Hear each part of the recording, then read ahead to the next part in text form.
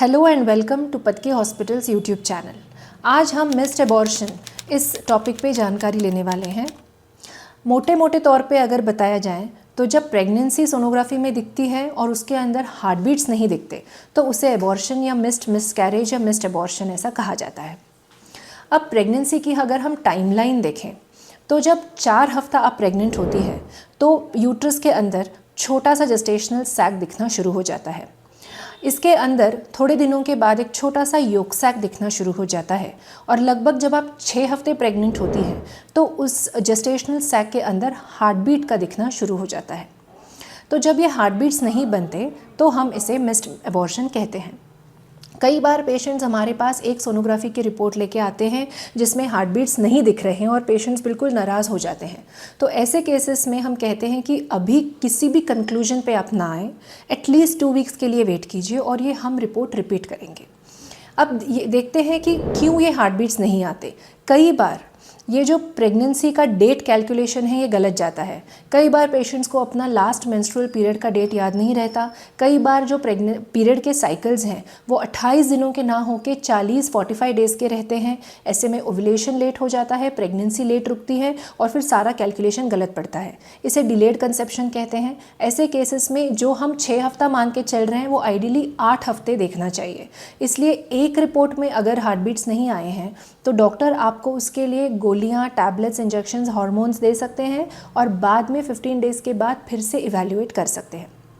अगर फिर से इवैल्यूएशन के बाद भी यूट्रस के जो जेस्टेशनल सैक है उसके अंदर हार्ट बीट्स नहीं आए हैं तो इसका मतलब ये मिस्ड एबॉर्शन हो चुका है। इसके ज़्यादा करके क्या इंपॉर्टेंट वजह है उसके बारे में हम अब देख लेते हैं। प्रेगनेंसी अच्छी हेल्दी होने के लिए एम्ब्रियो का अच्छा होना ज़रूरी है, आपके यूट्रस का अच्छा होना ज़रूरी है और आपका जनरल जो बॉडी है वो अच्छा होना ज़रूरी है। तो जब हार्ट बीट्स नहीं आते तो ये इन 3 चीज़ों में से किसी एक चीज़ में गड़बड़ रहती है। 90% केसेस में ऐसे पेशेंट्स में एम्ब्रियो में जेनेटिक प्रॉब्लम दिखाई देता है। आप और आपके हस्बैंड जेनेटिकली बिल्कुल नॉर्मल हैं, हो सकता है आपके सारे टेस्ट भी किए हो पहले और वो नॉर्मल हो, लेकिन फिर भी जब एग बनता है या जब स्पर्म बनता है तो वो गलत क्रोमोसोम नंबर लेके बनता है और इससे निर्माण होने वाला जो भ्रूण है वो क्रोमोसोमली एबनॉर्मल होता है और वो एबॉर्शन हो जाता है।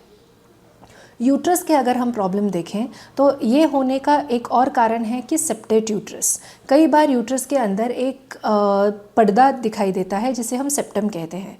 वो होने की वजह से भ्रूण जहाँ यूट्रस में चिपकता है वो जगह कम पड़ जाती है और भ्रूण को अच्छी तरह से ब्लड सर्कुलेशन नहीं मिल पाता और इसलिए भी हार्ट बीट शुरू नहीं होते।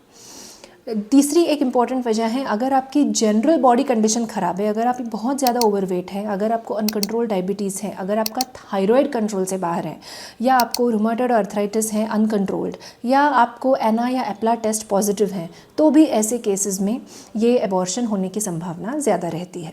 एक बहुत ही अच्छी पॉजिटिव बात मैं यहाँ बताना चाहूँगी कि अगर आपका एक बार मिस्ड एबॉर्शन हुआ है तो नाराज़ होने की ज़रूरत नहीं।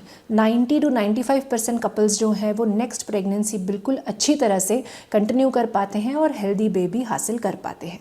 इस सिलसिले में अगर आपके मन में कोई डाउट हो तो मुझे कमेंट सेक्शन में ज़रूर पूछें। Thank you.